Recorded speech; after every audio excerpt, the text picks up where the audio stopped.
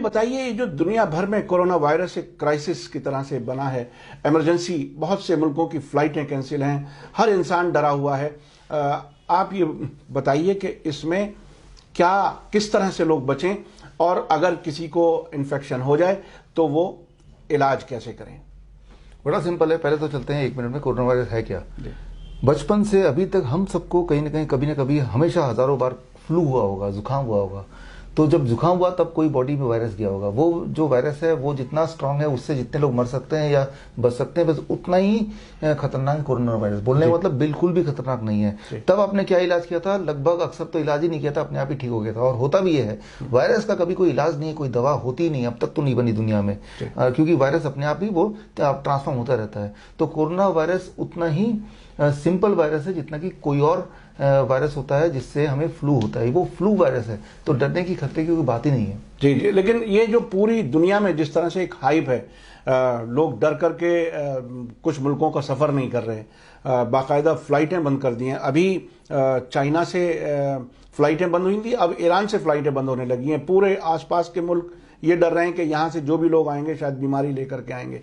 Saudi अरब की हुकूमत ने अपने यहाँ जो उम्रा पे मुस्लिम लोग जाते हैं धर्म यात्रा पर, वो यात्रा बंद कर दी है। तो ये फिर इतना बड़ा हाइप क्यों है, या क्या ये आर्टिफिशियल है? क्या इसकी ज़रूरत नहीं है? क्या आप कैसे देखते हैं इस पूरे जो कुछ अखबारों के ज़रिए बहुत ही ख़तरनाक पिक्चर नज़र आ रही है, उससे आदमी कैसे अपने आप को महफूज महसूस करे? इसको जरा समझिए जरा। ये कोरोना वायरस को अभी इन्वेंटेड वायरस नहीं है, तो पहली बात है।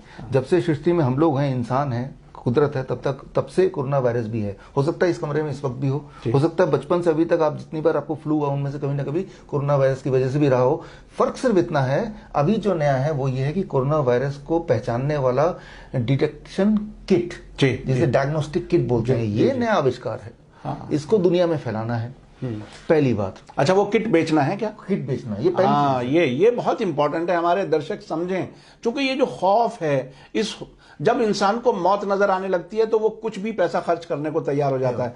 तो ये जी आप बताइए। पहली चीज है, जब वो किट नहीं था तब भी कोरोना वायरस था, हम जिंदा हैं और आगे भी रहेंगे, पहली बात। दूसरी बात, इसके अभी वैक्सीन के लिए एडवांस जा रहा है, सारे देशों का बजट बन रहा है। जैसे ट्यूबरकुलोसिस का, HIV का, सबका बजट है हमारे देश में, सारे देशों में।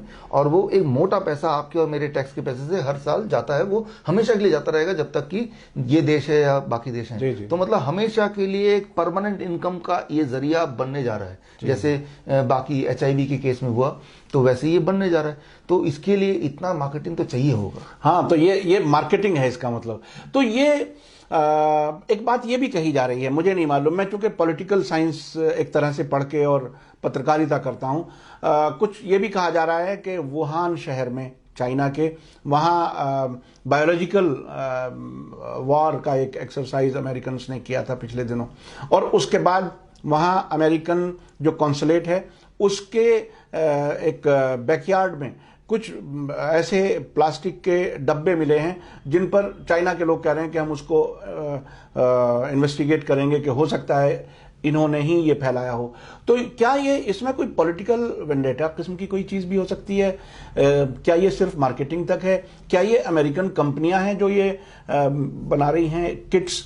कौन बना रहा है? कौन इसका सबसे ज्यादा फायदा उठाने की कोशिश कर रहा है? देखिए, इसका सबसे ज्यादा फायदा जाहिर सी बात है वो तो यूएस को ही होने वाला है। और अगर शुरुआती तौर पर देखें, ये जो कहानी आप देख रहे हैं, सारा कुछ ऐसा आज से कुछ साल पहले हुआ था। समझने के लिए 1984 में हुआ था, जब इसी तरह से HIV वायरस का पहली बार आविष्कार, बोलूंगा, होता तो सदियों से था, लेकिन कि HIV नाम का वायरस है आइडेंटिफाई हुआ था। तब दो देशों ने आपस में पूरे दुनिया के सामने मेमोरेंडम साइन किया कि ऑफिशियली कि इस HIV से पूरे दुनिया में जो भी व्यापार होगा, हम दो देश, फ्रांस और यूएस, आधा आधा कर लेंगे। तब और उसके बाद से और HIV को इतना खतरनाक बताया था कि अगर रुमाल भी किसी के पास पहुंच जाएगा तो उसी से वो बीमार हो जाएगा। ऐसा कुछ नजर तो नहीं आया? मैं आपको एक बात बताता हूँ, 1984 जब से कि इसका आविष्कार वर्ड मैं यूज कर रहा हूँ HIV का, तब से लेकर अभी तक एक भी पेपर आप में से व्यूअर्स कोई भी ऐसा एक रिसर्च पेपर निकाल दो जो ये साबित कर पाए अभी तक कि HIV वायरस इंसान ह्यूमंस के बॉडी में कभी पाया गया हो। एक भी पेपर अभी तक ऐसा कोई रिसर्च पेपर आया ही नहीं है। अच्छा, क्या कोई HIV से कोई मरा भी नहीं है क्या? HIV वायरस बॉडी में हो या HIV से कोई मरा हो। हाँ, दोनों चीजें, इनमें से कुछ नहीं है ऐसा। एड्स से मरा है, एक्वायर्ड इम्यूनोडेफिशिएंसी सिंड्रोम। जी जी, एड्स एक बीमारी का नाम है। उसका मतलब है सिंपल भाषा में इम्यूनिटी का कम हो जाना। उससे लोग मरे हैं, लेकिन उसका कारण HIV है ऐसा साबित करने वाला एक पेपर नहीं है। आप ढूंढिए। ये देखिए कितना HIV पर मेरी उम्र तकरीबन 60 के आसपास है। हमने नौजवानी में HIV के बारे में इतना सुना था और इतना खौफ था, इतने डरे हुए थे लोग। डॉक्टर साहब आप बता रहे हैं, उसकी हकीकत ये थी कि आज तक एक भी पेपर नहीं मिला और एक भी कोई HIV से मरा नहीं।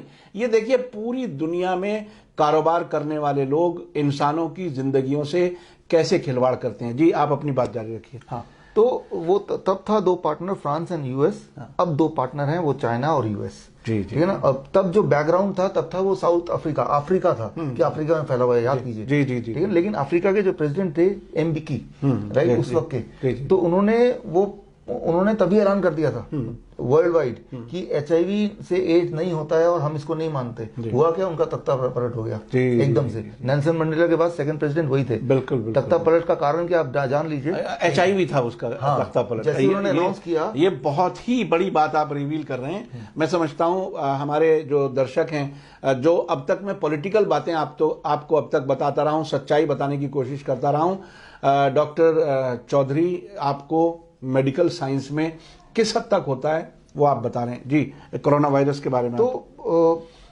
तो आप समझ सकते हैं कि ये जो इसका खेल इतना बड़ा है कि किसी प्रेसिडेंट का तख्ता पलट तक भी हो सकता है। जी। और इसमें जैसे अभी देख रहे हैं कि चाइना में बहुत नुकसान हो रहा है, बिजनेस बंद हो रहे हैं। वो छोटा सा एक प्राइस उनको पे करना पड़ रहा है, जीवन भर का एक बीमा सा हो गया कि पूरे दुनिया के लोग, सारे के सारे देश, 200 देश एक बजट तैयार कर लेंगे। भारत में भी बजट तैयार हो जाएगा।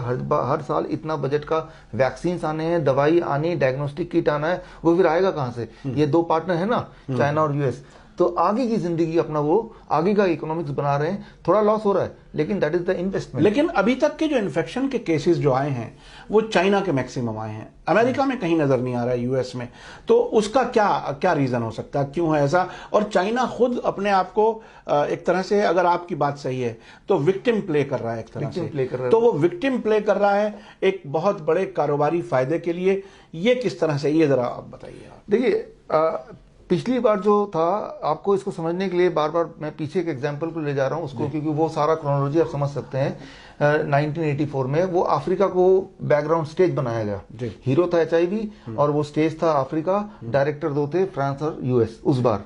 और अफ्रीका में होने की वजह से एक ऐसा कॉन्टिनेंट जहां के लोगों को बिजनेस आने से कोई फायदा नहीं हो रहा। तो हुआ क्या, वो एक्सपोज होते होते रह गया। MBकी ने बोल दिया, लेकिन उसका तख्ता पलट करके उसको वहीं दबा दिया गया। तो इस बार अब ग्राउंड वही वाला देश होना चाहिए जिस देश को फायदा हो रहा है। तो ग्राउंड उन्होंने अपना ही चुना कि China let it be ground, rather than कोई ऐसा देश चुनते जो कि एक इंडिपेंडेंट अपने यहाँ ही एक्सपेरिमेंट करके अपनी मार्केट एक तरह से। अब देखिए ना, मरे कितने लोग हैं किसी भी एक वायरस से। कोई भी सिंपल से सिंपल वायरस से दुनिया भर में, अब ट्यूबरकुलोसिस की बात करते हैं, बैक्टीरिया से हर साल 15 लाख लोग मरते हैं। जी। अब आप गिनती बताइए कितना है, 200, 400, 1000, 2000, 3000, 4000 कोरोना वायरस जो बोल रहे हैं। जबकि हर साल पूरे दुनिया में 15 लाख लोग, नए लोग मरते हैं ट्यूबरकुलोसिस से। भारत में हर साल 5 लाख लोग मरते हैं हर साल। ये आंकड़े गवर्नमेंट के आंकड़े हैं ट्यूबरकुलोसिस से, राइट, उसके बैक्टीरिया से। TB जिसे कहते हैं आमतौर पर। तो TB तो कोरोना वायरस से 1000 गुना ज्यादा डेंजरस होना। जी बिल्कुल। तो उसके बारे में तो कोई प्रिवेंशन नहीं हो रही। ठीक है ना, क्योंकि उसका बिजनेस बन चुका है। उसकी दवाइयां आती हैं हजारों करोड़ों की, और वो दवाइयों का खेल एक अलग बात है। यानी कुल मिलाकर के खेल ये है कि कोई एक नई बीमारी इन्वेंट की जाए और उसका इलाज भी महंगा होना चाहिए ताकि उनकी कमाई बहुत अच्छे से हो सके। तो ये इसमें भारत को आप कहाँ पाते हैं? क्या भारत, हालांकि यहाँ अभी ज़्यादा केसेस आइडेंटिफाई नहीं हुए हैं, लेकिन भारत के लोगों को अगर कोई एहतियात करनी है वो क्या करें, और मेंटली वो किस चीज को सही समझें, कैसे, मतलब एक तरह से हम एजुकेट करने की बात कर रहे हैं। आम तौर पर भारत के लोगों को क्या करना चाहिए? हालांकि सभी दुनिया भर में हमारे देखने वाले हैं जो हिंदुस्तानी जबान जानते हैं, आप ये बताइए कि क्या इसकी कोई एहतियात उन्हें करनी है, क्या करना चाहिए? देखिए, कोई भी वायरस हो, उसका नाम आज कोरोना वायरस होगा, दो साल पहले डेंगू था, 1 साल पहले चिकनगुनिया था, H1N1 था, नीपा था, जीका था, आगे भी नाम आएंगे। जी जी जी। तो मैं